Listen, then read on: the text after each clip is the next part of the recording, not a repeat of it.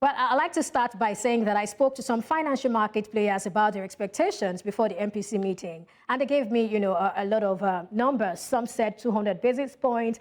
And I had one person who actually said 500 basis points. But what was your prediction? Well, for me, like I always say, at the initial, I was thinking we would do about 300 basis points. But when we start seeing what was happening in the FX markets, I knew very well that we'll get about 500 basis points. So my prediction for yesterday was 500 basis points, thinking that the central bank may be more hawkish, and also maybe they will actually align with the expectation of foreign investors as well. And that's why I actually was looking at 500 basis points yesterday. All right, you talked about expectations of foreign investors. Let's talk about these dynamics. What's the role? What's its dynamics really in all of this? Well, foreign investors are currently looking at because one thing about is that they are investors. They don't invest with emotions. They shop where they can get adequate investment return. And at a time where our NPR was around 18.75, foreign investors were like, inflation was close to 30%. And you can't have that huge gap between your monetary policy rates and inflation. And at the same time, I want them to actually come to the market. They have the view that you need to do something urgently and you need to do it aggressively. And I think it also stems from the fact that the last time we had a monetary policy meeting before yesterday was the one we had in the month of May. So it simply means that we missed the one for July, we missed for September, we missed for November. And if you check over time, between that time and now, inflation has gone up by, between that time and December rather, inflation went up by about 625 basis points. And it also means that inflation went up by 655 basis points and nothing was done to the monetary policy rates on the part of the central bank. So coming to the new year, it's obvious that they will be a bit hawkish coming into the year, knowing fully well that we are battling inflation. And at the same time, they need to actually attract investment into the market. And I think that is where most of their assertions actually came from. Okay, let me say to a very large extent, we understand the consideration for foreign investors. But then let's take a look at the snapshot. We have the MPR increased by 4% or 400 basis points, as some would say, to 22.75%, coming from 18.75.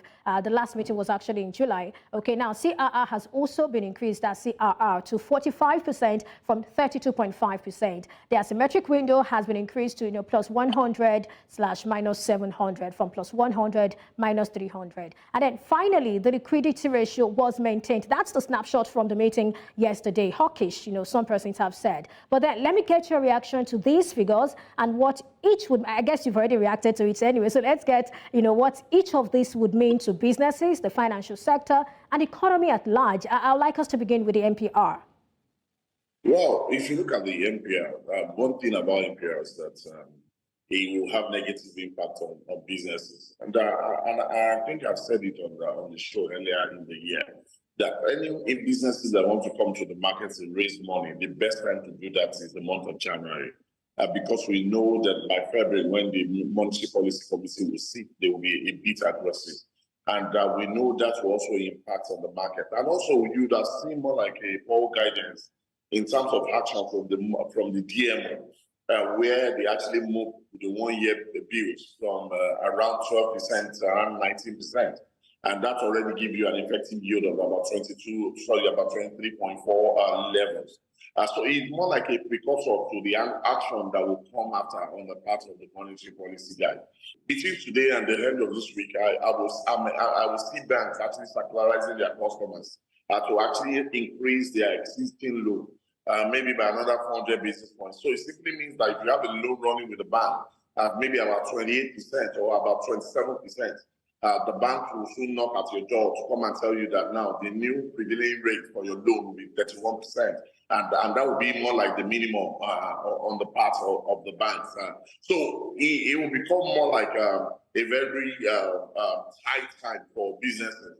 And also on the part of the government has done something that I feel that I believe that the government actually controls the market, and what I mean by that is this: when you look at the budget for the year, budget deficit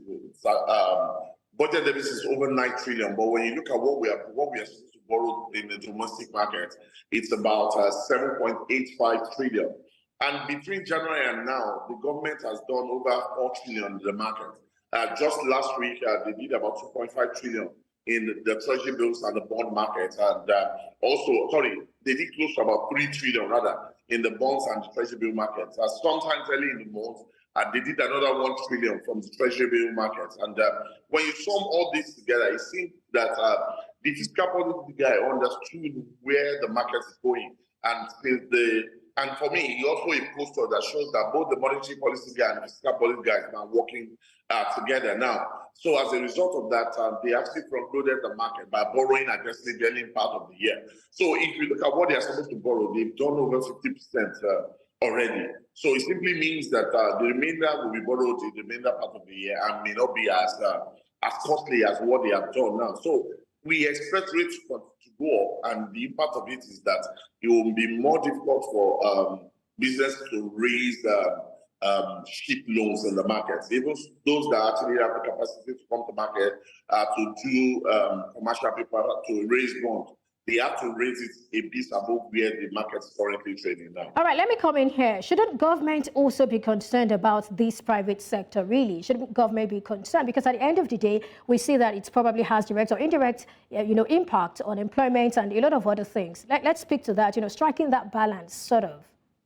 Yeah, for a long time, that's the part that the government have been looking at. But one thing is this: we have to look at things in isolation. On the part of the central bank, they can only use what they have in their own arsenal to actually curtail what is happening in the economy. The central bank don't have too much things to use. They can use monetary policy. They can use open market operation. That's automobiles. They can use interest rate. They can use some other things like what they are currently using now. So on the part of the central bank, their duty is stability. Their duty is ensuring that they are able to cope inflationary pressure. So this is more like their KPI. When you start talking about growth, you have to put that onto the table of the fiscal policy guy. Of course, they need to work in tandem with the monetary policy guy, but that's it more on the table of the fiscal policy guy. So the central bank needs to ensure that Naira maintains stability. The central bank needs to ensure that inflation is at a reasonable level and based on their expectations. So central bank is just doing what they need to do. So the onus now falls on the monetary on the fiscal policy guy to not tighten up their belt and start showing out policies that they think will at the same time help to actually improve the level of growth in the economy. I'm torn between two right now. I want to, follow up on that conversation around, the fiscal authority tightening up and all of that. And then there is also that conversation about some person saying really that at the end of the day, it feels like the monetary policy tool, which the CBN uses, which is, of course, the MPR, really, at the end of the day, that it feels like once it's increased, inflation is also increased. That we're not seeing a situation where an increase in the MPR also, probably reduces inflation in any way. And they have said this has to do with the fact that this is not, this is not a credit-driven society, or some would say it's not supply-driven inflation and all of that. So if that is the case, why do we keep doing this? So there's one thing that I also wonder to do. For a long time, the monetary policy rate has not been potent for a long time. But since the emergence of this new central bank, he has been actually pushing it to ensure that the monetary policy rate is becoming more potent than the way it used to be. And I think that's exactly what we will see henceforth. And it's crystal clear truly that the current inflationary crisis is both demand and the supply side. Maybe the impact from the supply side is more than what we are seeing on the demand side. But don't also forget that part of the problem we have currently is still more of the offshoot from the ways and means credit that actually hit the system, and the impact of the palliatives from the COVID-19 crisis aftermath. So some of these things are still seeing, we are still seeing the element of the level of cash in the system putting pressure on the economy. All right. Let's look at it from this angle as well. FX, currently we keep seeing aggressive impact on FX, speculations and the like.